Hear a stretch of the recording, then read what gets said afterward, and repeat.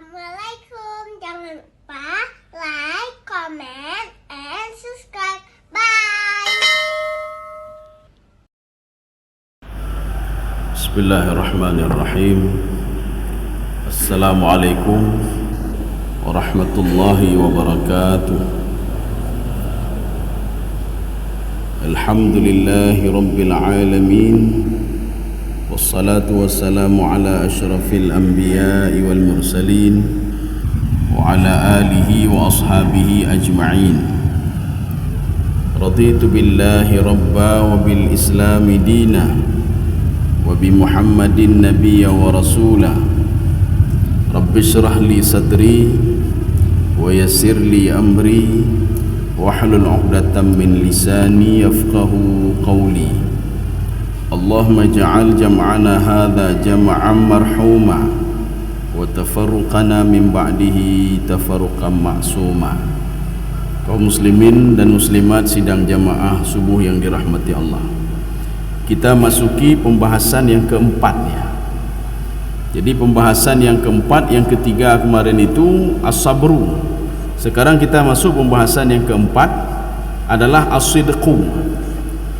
Sidqu itu adalah kata benda yang berasal dari kalimat saduqa yasduqu. Maknanya tidak berbohong atau jujur ya. Kalau di dalam Al-Quran itu diungkapkan siddiqan atau sadiqal wa'di wa kana rasulan nabiyya.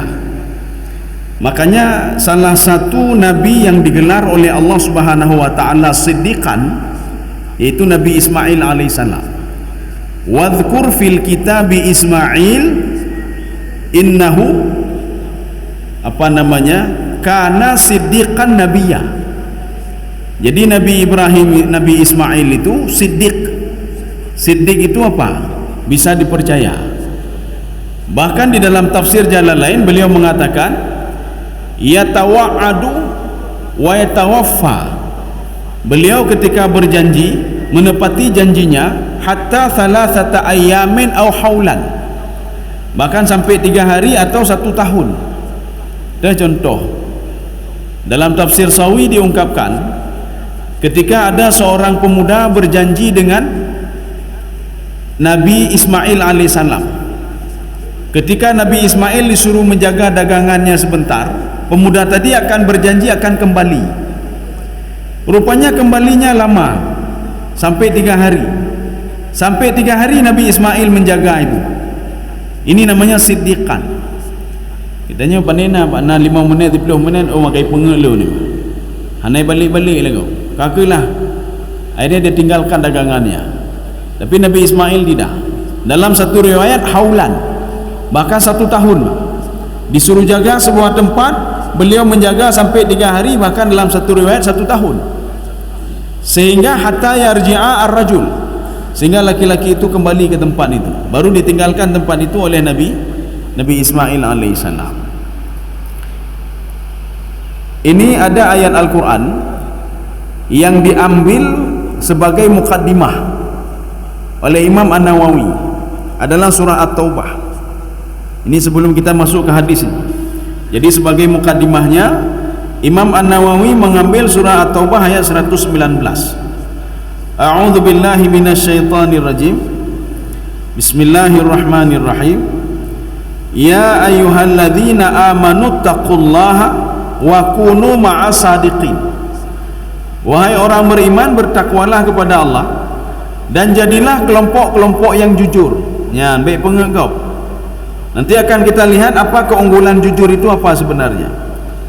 Dan kenapa tidak boleh berbohong? Ya, kenapa tidak boleh berbohong? Ini hadis yang pertama. Untuk apa kita jujur? Karena sebagian mengatakan kepu dah jujur-jujur dah. Menyo jujur-jujur dah, hana mendemai lebah. Hana mendemai lebah. Kita jualan baju, kita katakan nyo bajenyo aib, bajenyo hana tablau ande, hana tablau. Untung kita di mana untungnya? Ya, contoh ya, contoh. Iblis, syaitan sebelumnya menggoda manusia. Ketika iblis dan syaitan menggoda manusia untuk tidak salat, tidak puasa, berbohong dan lain sebagainya, Tapi banyak orang yang makin bertambah keimanannya. Ketika diajak jangan salat, jangan puasa, orang makin semayang. Mencurilah kamu, orang hanya itu mencu. Maka syaitan merubah kurikulumnya. Bagaimana kurikulumnya? Syaitan menyuruh seorang itu untuk berbuat kebaikan. Hai, buat kebaikan, ne semayang, ne berdoa tahajud, baca Quran, yang diuji syaitan ni. Puasa, ne kurban dan lain sebagainya. Menyotatannya syaitan ambil laba di mana? Kalau tadi ada laba, kalau pertama manusia tidak salahnya laba syaitan ini. Tapi ketika syaitan mengajak manusia kepada kebaikan, ini ada kita lihat nanti di dalam kitabnya Imam Al-Ghazali, Ihya Ulumuddin. Syaitan itu kabosan dengan perbuatan dia yang lama, mengajak kejahatan. Kok kayak depu? Nyebut syaitan. Di mana syaitan mengambil laba? Ketika syaitan mengajak manusia, mari kita salat, mari kita tahajud, mari kita baca Quran. Rupanya syaitan labanya apa? Dia terus menghasut manusia supaya tidak ikhlas dalam beribadah. Dia menampakkan kepada manusia, hai menyuahana so tepu tuan tahajud, rugo na tahajud na bekah baru lek-lek. Maka ji tidak orang ketika habis tahajud geduk ilmu, bekah lemah dah lu tahajud kelak. Ya ni. Padahal orang lain tak perlu tahu pun, Pak. Tak perlu tahu, tapi dia sudah kasih tahu. Nyobot syaitan ni, Pak. Sudah dia menyuruh kepada kebaikan, dia menyuruh sesuatu yang bisa membatalkan kebaikan itu. Ya, cukup jahil labainan, Pak. Sehingga amal ibadah manusia tidak diterima oleh Allah Subhanahu wa taala. Nyangkanya enggak boleh lemah-lemah dulu. Ini salah satu juga nanti akan kita lihat di dalam kitab Ihya Ulumuddin. Di situ ada ar-riya'u bil jawarih. Seorang itu ria dengan ibadahnya, dengan penampilan anggota tubuhnya. Enggak boleh lemah-lemah dulu ya. Kita nyampakan lum puasa. Nyan. Oh, ni puasa lu. Lum puasa lu, makanya lemah lu. Nyan. Bunuh lun tahajud berkelam. Cikalan bajai pipa yang nalu ka zuhur lu. Nyan mah. Nyamuk syaitan aja. Makanya syaitan tetapi but lagi ulama, kita but lagi ulama menyuruh orang berbuat kebaikan, menyuruh kebaikan, tapi nak laba di sini, ada laba di situ, bahkan labanya lebih banyak dibandingkan laba untuk menyuruh kepada kejahatan. Nah, ini begitu juga ketika kita itu jujur, nah laba rupanya jujur ya, walaupun kita rugi dalam satu segi, kita dapat laba dalam hal yang lain. Getanya memang rugo, peka rugo. Tak pegah bagop, hai nyo na cacat beuh, nya ndak pegah cacat ni, Pak. Biasa orang menyembunyikan cacat ini, Pak. Hai nyo na cacat. Hai nyo kameng nyo, lemo nyo, cirit, Pak. Nya cirit. Kadang-kadang dia dalam teori 3 ka cirit lah. Jadi ka cirit lah. Memang rugo, unitron, Pak. Tetapi kita laba dalam hal yang lain, dalam hal lain. Coba perhatikan di sini. Hadis ini dari Abi Mas'ud radhiyallahu anhu, annin Nabi sallallahu alaihi wasallam qala, Nabi bersabda, inna sidqa yahdi ilal birri, kejujuran itu akan membawa kepada albirru, kebaikan. Maka ketika kita jujur, kebaikan akan terus datang kepada kita, kebaikan terus datang kepada kita. Walaupun kita dalam satu segi rugi, tetapi kebaikan itu akan datang. Makanya seperti baca Quran, Alif Lam Mim ya.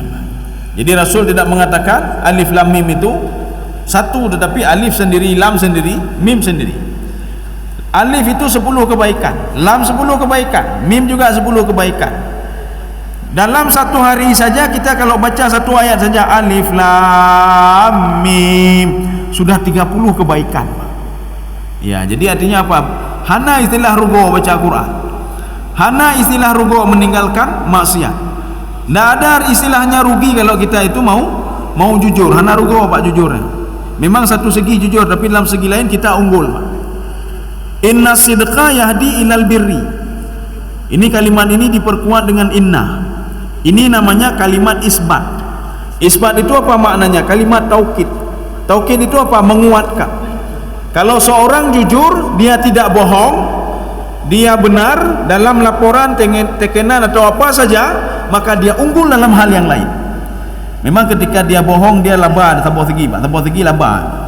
Tapi kepu laba, menyohana-hana temai keberkahan, kepu laba, Pak.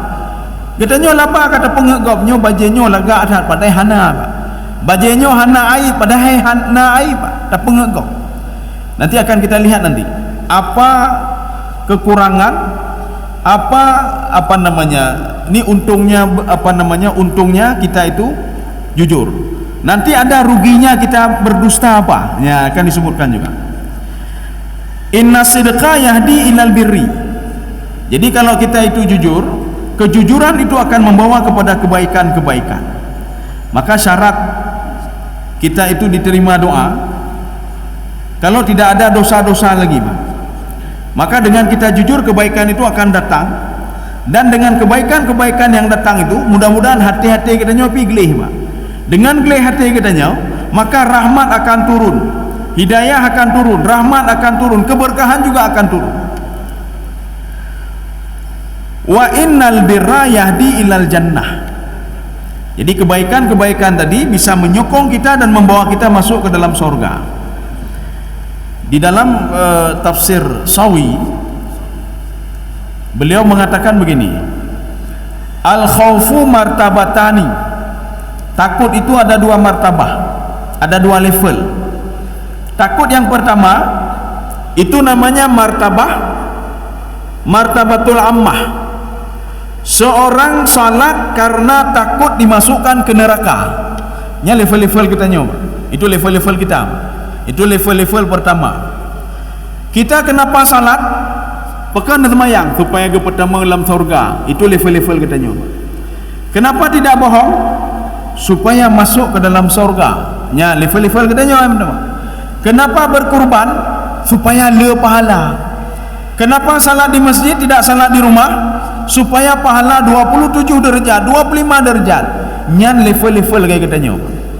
Level yang mengharap pahala, level yang mengharap surga, level yang takut untuk masuk ke dalam neraka. Ketika mencuri pekan ada mecu, pekan hanan jadeh nanti mecu, lo ya ke neraka, lo disiksa oleh Allah. Kemudian level yang takut disiksa, saya tidak mau berbuat maksiat karena takut nanti kampung ditimpa musibah dijobala oleh Allah. Yang level-level kita nyoba. Level yang kedua namanya al khaufu fil martabatil khassah. Jadi takut pada level-level khusus. Ya, nampak. Ini kalau istilahnya di dalam tafsir Al-Baydawi, ini namanya a'la martabatil amal. Ini level amal paling tinggi ini, Pak. Bagaimana level amal paling tinggi? Kulluhu yarji ilallah. Semua kembalinya kepada Allah. Bukan sembahyang masjid karena Allah lu sembahyang masjid. Ya, nampak. Bukan karena pahala, Pak. Bukan karena pahala. Rupa pahala, ya, Pak. Rupa pahala habis mendemai pahala, katanya nak ada sahabat gap, pahala katanya je undang ke gap. Untuk apa, Pak? Makanya seorang itu ketika ditanya, "Kenapa kamu ke masjid?" Karena Allah. Maka mengkorban karena Allah. Kenapa tidak buat maksiat? Saya tinggalkan karena Allah melarang untuk berbuat itu. Yang ke level-level kedua, Pak. Yang ke level-level kedanya, Pak. Itu level-level as-siddiqin wa syuhada wa salihin. Tapi kita bisa ke level itu, kata Imam Al-Ghazali, birriyadah. Biasakanlah dirimu itu ketika salat mengharapkan pahala. Lama-lama orientasi mengharapkan pahala itu akan berubah kalau kita terbiasa melakukan salat berjamaah. Berubahnya bagaimana? Sembahyang berjamaah akan mengharap pahala lebat, tapi ridha Allah, mandu ridha Allah. Pekan mengkorban, ridha Allah. Kenapa kamu buat begini? Ridha Allah. Ya, ini level kedua nih, Pak. Makanya di sini disebutkan al-jannah karena ayat ini untuk level-level ini level-level lagi kita nyoba. Level-level kita nyoba. Yang mengharap surga. Level kedua kan harap surga nih, Pak. Level-level paling tinggi, Pak. Mengharap keridhaan Allah, mandum Allah, Pak. Semua Allah Subhanahu wa taala. Pakai berangkat haji karena Allah. Yang tanya pakai berangkat haji karena nak lebih peng bacut, yang makanya kita berangkat haji. Pakai mau korban, hai sambilan lun syukuran kerana bacut, ya, Pak. Kakelah lu mau korban jutannya, kan, Pak. Kenapa salat jamaah? Bermedemai pahala 27 derajat daripada sembahyang di rumah, ya, Pak. Nyo level-level pun aja, level-level pun ni, Pak. Makanya karena manusia itu banyak yang seperti ini, makanya Rasulullah SAW mengatakan yahdi ilal jannah. Jadi bukan yahdi ila ridallah, tidak, yahdi ilal jannah. Maka memberikan motivasi kepada kita umat menyomoh dalam surga, baik penganggap menyomoh dalam surga, maka jujurlah. Jujur, memang rugi dari satu segi, jujur. Nyo besar padu mah. Oh nyo besar ablah, padahal besar tiploh mah. Nyo besar ablah tendang mentah. Hana mungkin orang yang yak belah rumah yak ketok yak kalan rumah besar, hana mungkin mah. Nyan. Dalam satu segi laba, apa laba? Besar tiploh je kedua belah kan laba ni mah. Dalam satu segi kita rugi mah, rugi. Kenapa rugi? Ya, akan kita lihat di sini mah. Wa innar rajul, oh ini nanti satu lagi mah, ya. Kejahatan bohong itu akan membawa kepada kejahatan dan kesusahan. Tutah kita nyoba. Makin kita nyoba pengegok makin tutah. Ya nama. Kita lanjut lagi ini. Wa innar rajula, kalau ada seorang laki-laki kata Rasulullah sallallahu alaihi wasallam, la yasduqu, dia itu terus menjaga dirinya supaya jujur, orangnya jujur, tengok jujur. Memang ketika jujur hana laba, laba dunia hana, laba akhirat kau jai. Bahkan diberikan lagi oleh Allah laba dunia dan akhirat kalau kita mau jujur. Nyana. Hatta yuktaba indallahi siddiqan. Jadi kalau ada orang hari ini jujur, besok jujur, sehingga dia digelar sebagai orang jujur oleh Allah. Nyuruh jujur. Sekarang yang kedua, wa innal kadhiba yahdi ilal fujur. Kalau ada orang berbohong, walaupun bohongnya adalah simple sekali, kalau ada orang berbohong yahdi ilal fujur, itu akan membawa dia kepada dosa. Ada, kalau kita merujuk ke dalam kitabnya Imam Al-Ghazali, baik itu Ihya Ulumuddin ataupun Sirajul Talibin, syarah daripada Minhajul Abidin, ada beberapa hal yang dibolehkan untuk berbohong. Ya, nampak. Ada beberapa hal. Yang pertama, ketika seseorang ingin membunuh seorang yang lain, dia mencari-cari si fulan itu. Waktu itu si fulan itu lewat di depan kita dan bersembunyi di belakang kita atau di sebuah tempat. Datang pembunuh itu dan bertanya, apakah bapak ataukah tuan ataukah saudara melihat orang yang lewat tadi? Gepinah dekatnya, gepinah kaki nama. Selama saya berdiri di sini tidak ada orang yang lewat di sini. Ya nama. Selama berdiri di sini, berdiri di situ tadi ada, Pak. Ini hana. Ya nama. Bohong ini dibenarkan. Kemudian yang kedua, apabila suami istri bersengketa, karu dua-dua. Jadi si suami ngomong begini, si istri ngomong begini. Ipa salah lah kau, ipa salahnya, ipa salah lintu, ipa salah inang. Ada orang penengah. Orang penengah dia bisa berbohong supaya dua-dua ini baikan kembali. Hai lintu don hanani laganya. Ya, bunuh ke pegah balu hanani laganya. Nemba. Cukup sayang ke don nemba. Cukup bina, nemba. Kemudian dia datang lagi kepada lintu ji. Hai inang don get takai hana. Ai ji get demam. Berbohong seperti itu kata Imam Ghazali tidak masalah. Ya. Yang jangan berbohong ingin mengambil keuntungan-keuntungan tertentu. Dan tidak ada seperti tadi kemaslahatan. Untuk kemaslahatan tidak ada masalah. Makanya kalau seorang berbohong yahdi ilal fujur, akan membawa dia kepada dosa. Contoh, kenapa kita dilarang untuk berbohong? Nyo pelom jika tanya lewe karena HP pak. Itelpon lingon. Pat posisi ka. Hai peka Aceh, badai rumah pak. I peka Aceh. Ada yang tanya apa posisi? Hai OTW, bak jalan ni no. Padahal dari rumah mak. Hai bangah macun di jalur ka bak jalan ni apa? Padahal rumah anda. Seorang tatkala dia berbohong untuk pertama kali, dia akan berbohong terus berbohong. Ketika nanti ditanya, "Pak ni no. Hai lu di Peka Aceh, padahal rumah mak. Bangah macun di jalur katruk Peka Aceh ya." Temannya ngomong, "Oh menyo katruk Peka Aceh, netulung blo saka siap bi toko yan." Oh malun kan bat tokonya, lun bat toko sabotu nya kai bohong lama. Oh menyebat toko sabotu je cik inan na cik taka. Oh hanale taka ka habis ka bohong lau. Menyohan pak posisi don, oh lung kakak kedih ke padahal rumah nama. Maka seorang kalau sudah berani berbohong, dia akan terus berbohong. Ya. Sehingga Rasulullah mengatakan, wa innal fujura yahdi ilan nar. Seorang yang berbohong itu akan diberikan masuk ke neraka. Orang pembohong itu dalam neraka.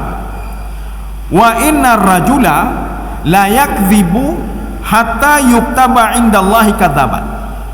Jadi kalau ada seorang itu dia bohong, maka dia dicap sebagai seorang pembohong, ya, pendusta. Ada dalam hadis lain Rasulullah sallallahu alaihi wasallam mengatakan begini, da' ma yaribuka ila ma la yaribuka. Tinggalkan sesuatu hal yang membuat kamu ragu-ragu kepada hal yang tidak ragu-ragu. Sehingga muncul kaedah di dalam usul fiqh, al yaqinu la yazalu bisyakki. Yakin itu tidak membawa keraguan-raguan sedikit pun. Kita contoh, kita habis salat maghrib mau salat isya. Ketika mau salat isya, nyo wudu pernah mentang pahanali. Ya, nampak. Kita yakin. Kenapa? Karena biasanya kita itu hana masalah dalamnya, hana masalah tepu. Kebiasaannya kita habis maghrib, wudu maghrib kita pakai juga untuk wudu isya. Atau begini, masalah yang kedua, kita habis mandi kemudian datang ke masjid ya temayang maghrib atau subuh, Allah, maka wudu begalam. Ya, nampak. Saya sudah wudu atau belum? Kebiasaannya kita habis mandi kita selalu berwudu. Yakin kita habis mandi selalu berwudu. Ya, nampak. Makanya al yaqinu la yazalu bisyakki. Dalam kaidah usul fiqh, seorang apabila dia yakin, keyakinan itu tidak bisa merubah syak, ragu-ragu. Ya. Tetapi kalau seandainya kita yakin memang belum berwudu, berarti kan yakin tadi, Pak. Oh, nyolo yakin. Kalau wudu lah, berarti langsung batalkan, langsung ambil wudu. Ya. Kaum muslimin sedang jamaah yang dirahmati Allah Subhanahu wa taala. Fa inna tuma'ninah, fa inna sidqa tuma'ninah. Itu kejujuran itu adalah ketenangan jiwa. Maka ketika seorang jujur, maka jiwanya akan tenang, Pak. Nyo pakibanyo, lun hanalun kerja orangnya, lun hana bubutnyo, nyan, Pak. Memang rugo sabah segi, Pak. Perugo. Gaji ka kanit, bekah hana kerja beno, Pak. Nyan, Pak. Tetapi membawa kepada tumakninah, ketenangan jiwa. Gedanya tak pegah bak pelanggan nyo na cacat bacut. Menyo neblo dunoyum. Nyo hana cacat, menyo neblo dunoyum. Geblo yang cacat, Pak. Karugo gedanya bacut. Sebenarnya yung tertuh ribe, gara-gara cacat yung tikurumpuloh ribe, Pak. Tetapi si 40.000 itu membawa kita ketenangan jiwa, tenang jiwa katanya, Pak. Ya, tenang jiwa. Ya. Makanya seorang dalam beribadah juga, kenapa dituntut punya ilmu? Ketika seorang punya ilmu, maka dia ibadahnya akan tenang. Nyo cok wudu hana perleraku, wudu ka betul. Kenapa? Karena ada ilmu. Ya, nampaknya. Ilmu juga membawa kepada ketenangan jiwa. Maka contoh kasus 1 bulan yang lalu, ya, kalau tak salah, kalau enggak 1 bulan 3 minggu yang lalu, Pak. Itu ditungkup, ya, ditungkup. Ketika ada seorang meninggal dunia, kemudian datang ahli waris. Hai lu ane, bah lu nimum, ya, Pak. Bah lu nimum. Lu dari pesantren baik sembarangan ke sembarangan orang, nyan, Pak. Akhirnya beliau jadi imam. Allahu Akbar, nyo gara-gara hana ilmu, Pak. Ini 3 minggu yang lalu kan lu mengada-ngada, ya, Pak. Allahu Akbar. Bismillahirrahmanirrahim. Gebaca tu jahar gebaca. Alhamdulillahi rabbil alamin. Waladhdallin. Makmum mendum amin, ya, Pak. Makmum bitalah, Pak. Puya amin le bak salah, ya, Pak. Jadi artinya apa? Imam pun salah, makmum bitalah, ya, Pak. Jadi artinya untuk apa dijaharkan? Kan itu kan sir, Pak. Untung hana geruku, ya. Urung lika kamu dak dunya je geruku kabeh, ya. Menyo ruku kabeh. Rupanya hana geruku. Nyan, katenang tu, Mak. Makanya kalau tidak punya ilmu membawa kepada ketidaktenangan, hana tenang, Pak. Tapi kalau kita punya ilmu, itu tenang jiwa, Pak. Ini sama seperti asidku. Jadi asidku, jujur itu membawa kepada ketenangan jiwa, hana terpengenggau. Waktu tanya nyo padu mabeh mandung. Oh, nyo payah dak nyo abeh tak bongkar padahal bacut tak gaya, Pak. Nyo motor ron sang payah mahai sang. Bahkan lut tak terbongkar. Lut tak ganto padahal hanai, Pak. Padahal cuma bacut, hana jujur. Kalau dia jujur laba bacut, nyo tak jujur laba warto ribe. Menyo hana tak jujur 1 juta mendeme. Nyan, Pak. Get tak pengen mentang. Nyan, Pak. Akah 1 juta.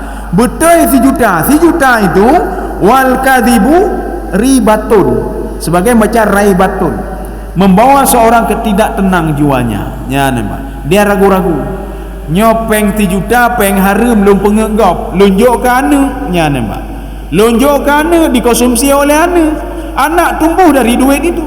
Lum pada mau pesantren anak mi lunjuk peng 3 juta bunuh ke anak. Ya nampak, ini sama lagi minum.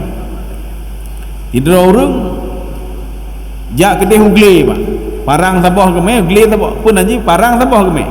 Datanya hong menjak nengku jak ugle menyo, datanya 4 lampuh ron, lampuh anak em, lampuh tan tak putan, tapi gemai parang tabah bagah jak lampuh hana lampuh ya, teruk lampuh gop ya, rebah alhamdulillah, memang rezeki hana jiuh dari lun pak. Mengecok bahu gop kecok em pak, kecok bahu gop na dua boh leboh gikat ke pudu pakai pudu no kejak lah mak. Kemudian kejak lah menumpuk lah bermamplam kau. Alhamdulillah, Allah memang sayang tak kelun bermamplam kejo bahu kejo kecok lah bermamplam habis watai gawa kelewai rumah kau ipaga kau naik timur sayur-sayuran kecok ju sayur-sayuran. Alhamdulillah, memang Allah gede puji kan bahu mentang kepu bahu hanya hanjit dan lemak kuah, hanjit dan lemak sayuran kejo oleh Allah.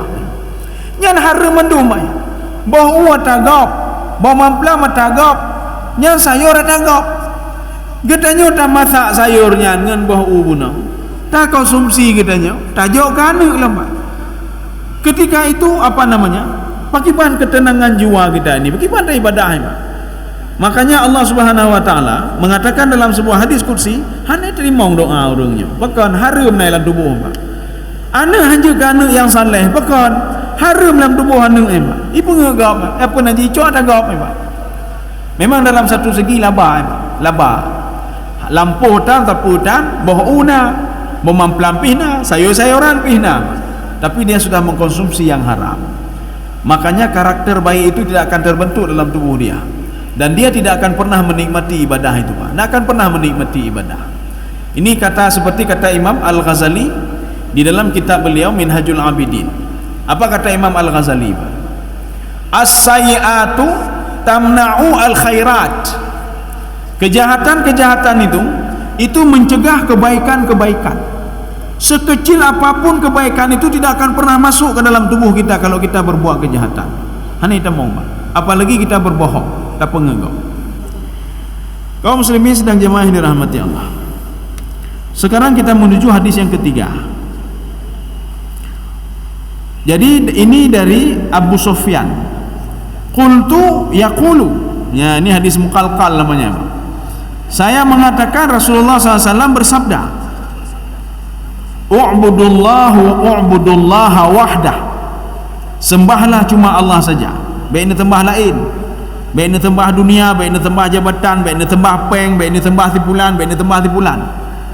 Katanya supaya ayunya tak sembah timbulan, tak sembah pak camat, tak sembah pak kecil, tak sembah bupati, tak sembah gubernur, tak sembah presiden, tak sembah presiden. Maka Rasulullah mengatakan sembahlah Allah saja, jangan sembah mereka. Kenapa jangan sembah mereka? Mereka juga sama seperti kita, menyo mati cik, menyo hana rezeki cik nyambai. Maka Rasulullah mengatakan u'budullaha wahdah. Sembahlah cuma kepada Allah, jangan sembah dunia. Rasulullah mengatakan seorang yang menyembah dunia, seorang yang menyembah jabatan, siap-siap jadi budak jabatan itu. Bukan budak Allah lagi, bukan hamba Allah, hamba jabatan. Siap-siap menjadi hamba duit, hamba dunia, kata Rasulullah SAW. Jadi mandum hai yato li peng, mandum hai diato li dunia, kan gato li Allah ni. Salat ketika Allah mengatur si pulang untuk salatnya nampak dengar le temaya, hana dengar le. Lun kayu jino apa? Ya, maka dia siap-siap diatur oleh duit dan diatur oleh jabatannya. Wala tusyriku bihi syai'ah. Jangan pernah syirik kepada Allah Subhanahu wa taala. Maka bejak-jak bak dukun.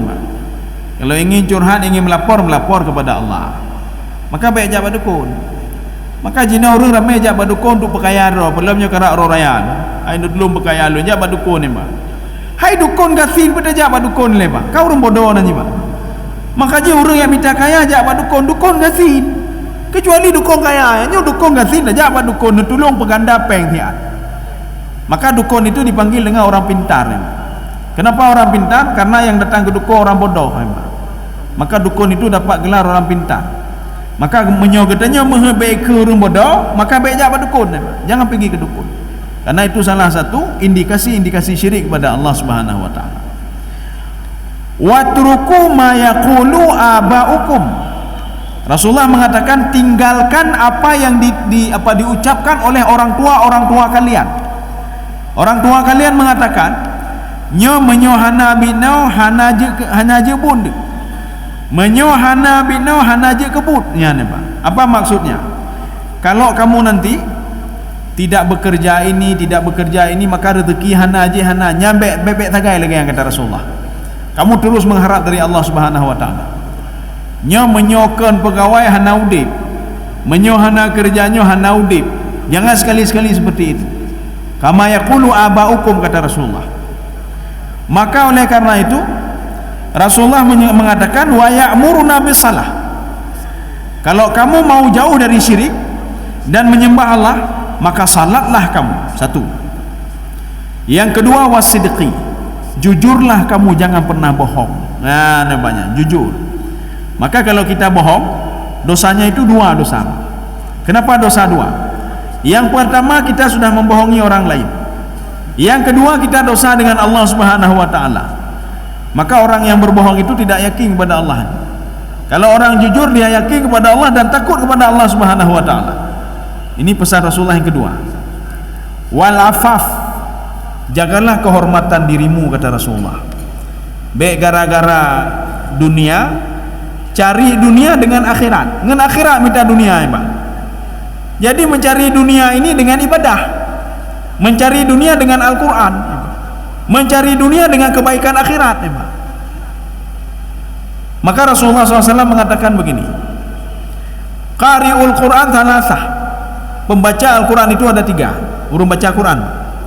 Yang pertama, mangkara Al-Quran wasaddaqa bihi. Nah, urung baca Quran dan dia yakin kepada apa yang dibacanya dalam Al-Quran itu. Ini kelompok pertama. Kelompok yang kedua, mangkara Al-Quran wa angkara bihi. Seorang baca Quran tetapi dia pungkiri isi Al-Quran itu. Ya, ala panenanya kakilah dah baca-baca juga. Gau baca dah baca cik. Nah, kelompok ala panena Fir'aun kan cerita-cerita jamun ya. Mana ada itu kaum Nabi Lut diangkat kaum maya ke atas kemudian dihancurkan panena. Cerita apa yo-yo mentang ya. Ini kelompok kedua. Kelompok yang ketiga lebih parah lagi, Pak. Ya'kulu minhu. Dia cari makan dengan Al-Quran. Minta apa dengan Al-Quran, Pak? Cari isi perut dengan Al-Quran. Maka jangan jadi kelompok kedua dan ketiga, Pak. Kelompok yang dilaknat oleh Allah Subhanahu wa taala. Maka ini maknanya wal afaf. Jagalah kehormatan dirimu. Jangan kamu menjual kehormatan dirimu untuk mencari dunia. Ya, Pak. Mungkin lagi ulama ulama beruakai. Ulama beruakai kata Allah dalam Al-Quran kamathalil kalbi. Lagi afai, Pak. Intahmil alaihi alhath atau tatrukuhu yalhath. Ulama beruakainya dia itu seperti seekor anjing. Ka cukup bro, nyoka kepegah oleh Allah afai dalam Al-Quran. Nya ka cukup bro, Pak. Kalau Allah mengumpamakan seperti binatang, ya ka cukup bro, Pak. Ketika intahmil alaihi alhas, kalian bawa dia atau berikan makan kepada dia, lidahnya tetap menjulur keluar. Ila kelom nalau Pak. Nalau ijo taboh nalau golong habis yang taboh kalau kelom nalau Pak. Nalau. Satu. Intatruku yalhas. Apabila kamu tinggalkan dia atau tidak kasih makan lagi dia, anjing itu akan tetap mengeluarkan lidahnya. Hai najatah lam kelun, najatah lam munyobuno pun nalam la illam. Kali gijo taboh nala illam Pak. Itu seperti kamathalil kalbi. Maka Rasulullah menyuruh kita jagalah kehormatan. Oh baik enggak penajinya, dahulukan kehormatan dulu daripada menjual harga diri, Pak. Menjual harga diri. Maka Allah mengatakan dalam Al-Quran, wa yashtaruna bihi thamanan qalila.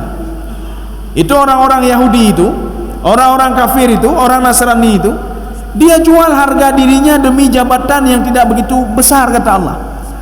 Maka di dalam tafsir Al-Baydawi, dalam tafsir Sawi, kenapa Yahudi tidak yakin ke Nabi Muhammad?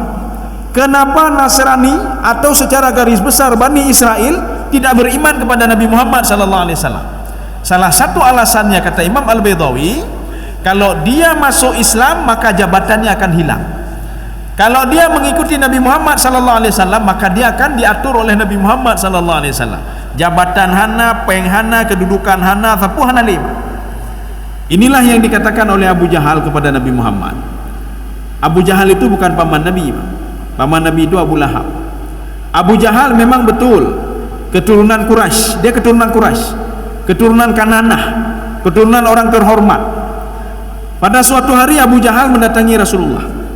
Abu Jahal meninggal ketika perang Badar. Ketika mendatangi Rasulullah, apa kata Abu Jahal? Ya Muhammad, kalau saya masuk Islam, jabatan saya apa dalam Islam?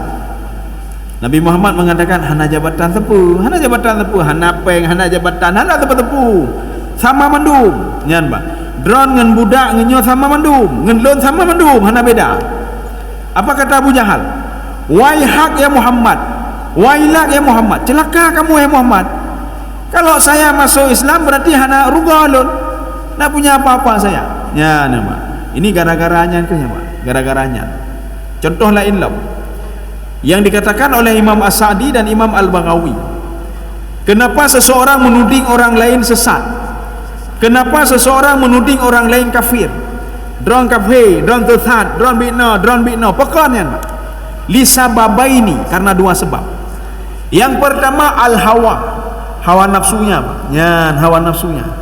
Lun mehut lagi yo kaicok jatah li bulan ni, makai pegah ada tersat. Jatah lon kaicok jatah li bulan. Nyan nembak. Apa namanya? Ketika jatah kita kaicok li orang lain maka kita menyesatkan orang lain. Kenapa? Karena jatah kita sudah diambil oleh orang lain. Saingan nembak, saingan. Ini yang pertama. Yang kedua kata Imam As-Sa'di al-hasad, karena dengki, dengki kepada si fulan. Pokan ji maju le julu hana maju. Moga-moga ada drone tetat, drone kafe yang baik. Itu karena dua hal itu. Kan lun pegahnya Imam Sa'di pegah, menyoyak gugat beliau. Ya nampak. Kita lanjut lagi. Ini yang disuruh oleh Rasulullah, jagalah harga dirimu. Harga diri kamu jaga. Jangan gara-gara jabatan harga diri kamu pertaruhkan. Jangan gara-gara duit harga diri kamu pertaruhkan. Jangan gara-gara kamu tidak jujur harga diri kamu pertaruhkan. Nyanma. Jadi hanya jujur katanya. Maka contohlah Nabi Ismail alaihissalam. Nabi Ismail bukan di jujurnya saja, bukan dalam karakternya juga Nabi Ismail itu luar biasa. Nabi Ismail. Jadi Nabi Ismail umurnya dalam satu riwayat 9 tahun. Satu riwayat lagi ada yang 12 tahun, 9 dan 12 tahun. Ketika ayahnya bermimpi untuk menyembelih Nabi Ismail, maka ayahnya memanggil Ismail. Wahai Ismail, lun melumpo, inni azbahuka fanzur madza tara. Saya mimpi menyembelih kamu. Bagaimana pendapatmu? Perhatikan seorang anak umur 9 tahun, 12 tahun, tetapi ucapannya seperti ucapan orang yang sudah 40 tahun. Apa kata anak itu? Ya abatif alma tu'mar, lakukan saja ya wahai ayahku. Kalau itu perintah Allah, hana apa pun. Anak katanya paninar. Hai no, yah melumpo, nyo kurbannya dran lebih kurban. Oh, macam-macam ya. Tegalom nekoh takulon, nekoh takudron ya. Ya nampak. Macam-macam dron ya, Pak. Jadi artinya apa? Begitu hebatnya Ismail, Pak. Sehebat Ismail, maka lebih hebat Ibrahim. Kenapa? Orang tuanya yang mendidik anak seperti itu. Nyo katanya untung, Pak. Untungnya kurbannya.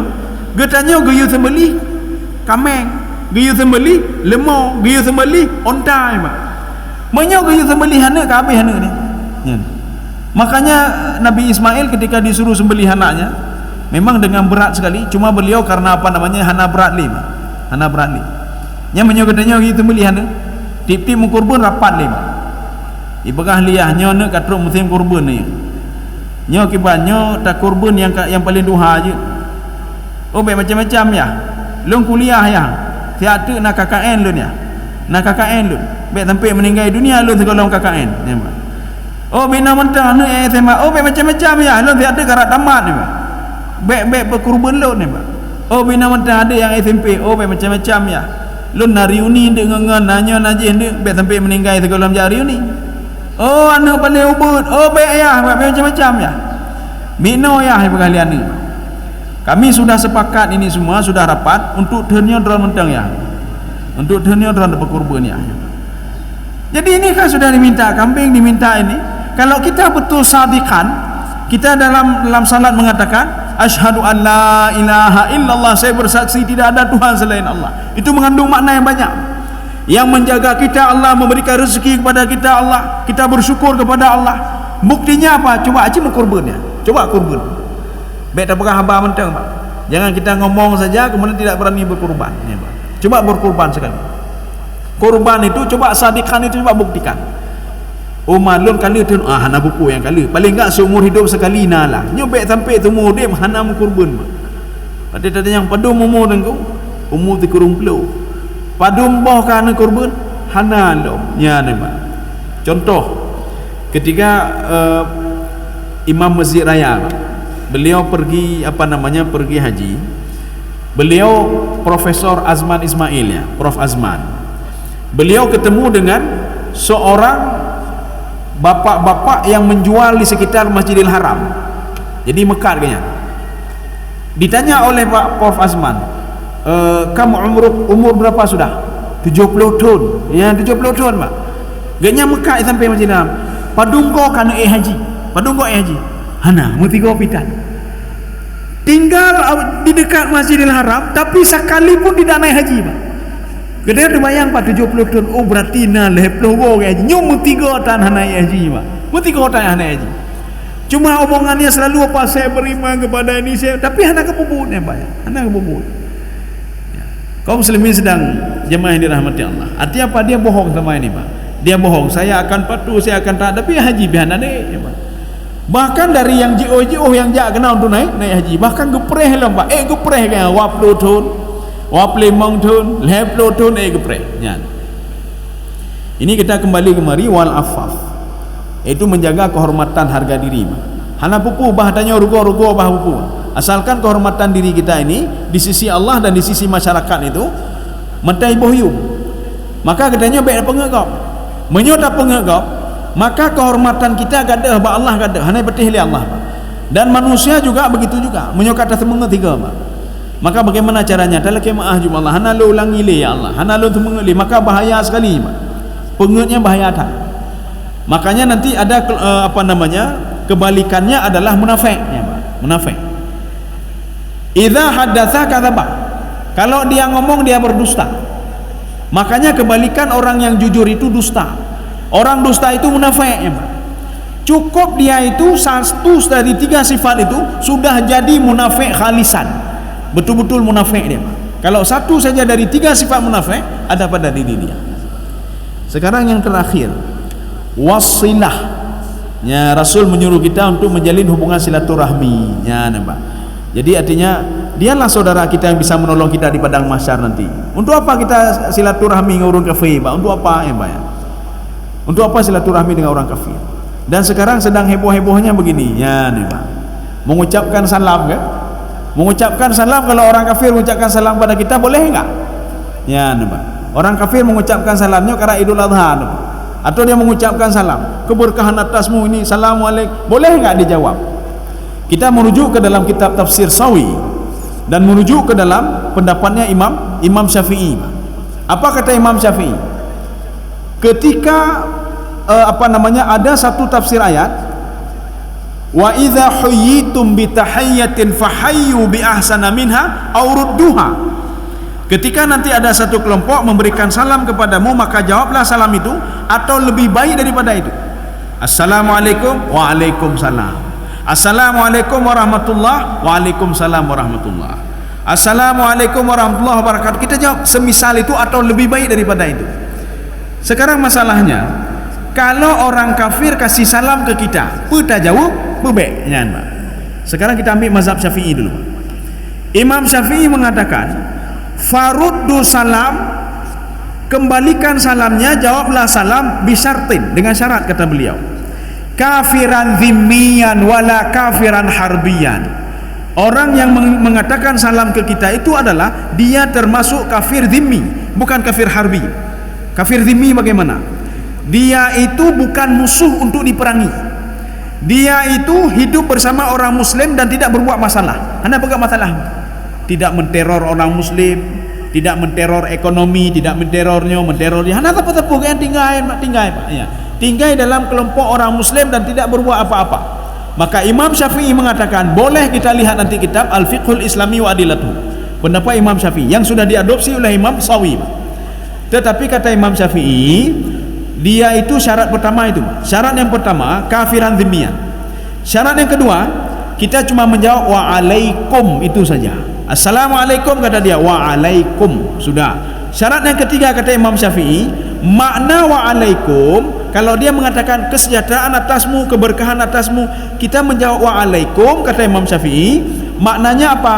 Dan kamu juga mudah-mudahan diberikan petunjuk oleh Allah Subhanahu wa taala supaya sama seperti saya. Ya, ini kata Imam Asy-Syafi'i.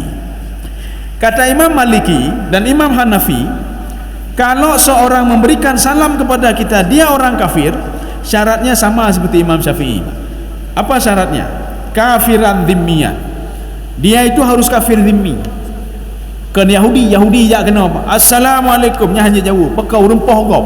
Nya nampak. Atau datang orang kafir yang dia itu menghancurkan ekonomi katanya Pak. Ekonomi kita pancur Pak. Ijak Cina, Assalamualaikum, tu Cina ya. Habis ekonomi gua pancur. Mana jauh Pak. Tetapi tatkala ada seorang datang, memang orang baik-baik ni Pak. Memang kafir je Pak. Tapi zimmiyah, bukan harbi. Maka kata Imam Hanafi dan Imam Maliki, faruddu ala ahsan. Kalau bisa jawab lebih baik daripada itu. Assalamualaikum kata dia, waalaikumsalam warahmatullahi wabarakatuh. Maknanya kata Imam Maliki dan Imam kata Imam Maliki dan Hanafi, keberkahan atasmu, mudah-mudahan Allah memberikan petunjuk kepadamu dan kamu bisa masuk Islam dan diberikan lebih daripada keberkahan yang sekarang. Nya doa katanya. Yang tidak boleh, ya Pak, ini kata Imam Mazhab, yang tidak boleh minta ampun untuk mereka, itu yang tidak boleh. Yang minta ampun. Contoh, Cina atau siapa yang non muslim gejo kurban, imo kurban Pak, imo kurban. Kewajiban kurban tak ada sama mereka. Ime de kameng, nyona kameng apa daripada dari Cina kameng Pak. Dan berdoa kepada Allah, ya Allah, ampun dosa Cina-nya, tempat di dalam sorga yang layak agar jadikanlah ini kendaraan baginya, hana terima Pak. Itu tidak boleh. Itu tidak boleh. Minta ampun kepada orang kafir tidak boleh. Dan kambing yang dia kurbankan tadi tidak ada efek sama sekali sama dia. Kenapa? Rasulullah menjawab pertanyaan Aisyah. Ditanya oleh Aisyah, ya Rasulullah, kenapa ada orang kafir, ada orang musyrik, dia itu menyumbangkan sesuatu tidak diberikan pahala oleh Allah, kenapa? Dijawab oleh Rasulullah, li'annahu lam yu'min, dia tidak beriman.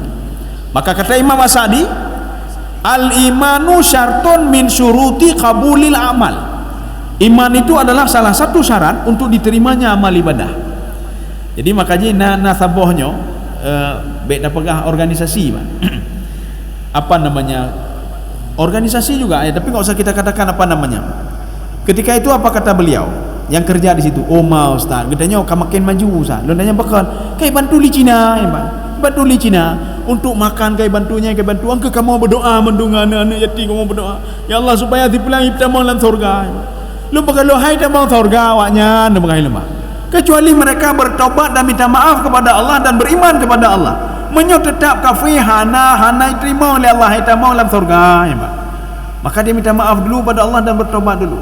Tetapi kalau kita cuma memberikan keselamatan waalaikum, mudah-mudahan Allah memberikan petunjuk kepadamu, itu tidak apa-apa ya Pak. Kita bisa merujuk nanti fikih Syafi'i boleh. Kita bisa merujuk ke dalam tafsir Sawi juga boleh. Kita bisa merujuk nanti ke dalam fikih Hanafi Pak, dan fikih Imam Maliki. Saya rasa cukup sekian. Ya, kampung 6 lewat 20. Jadi nanti pertemuan selanjutnya urau rambu ke hana mungkin Pak. Nak urau tasyrik katanya tak temung hana mungkin Pak. Sedang kau mentakbir tak temung Pak. Jadi insyaallah nanti kita lanjutkan setelah itu lagi lah, setelah Idul Adha nanti. Mudah-mudahan ada manfaatnya bagi tuan dan jemaah sekalian. Subhanakallah bihamdika asyhadu an la ilaha illa anta astaghfiruka wa atubu ilaik. Assalamualaikum warahmatullahi wabarakatuh. Terima kasih.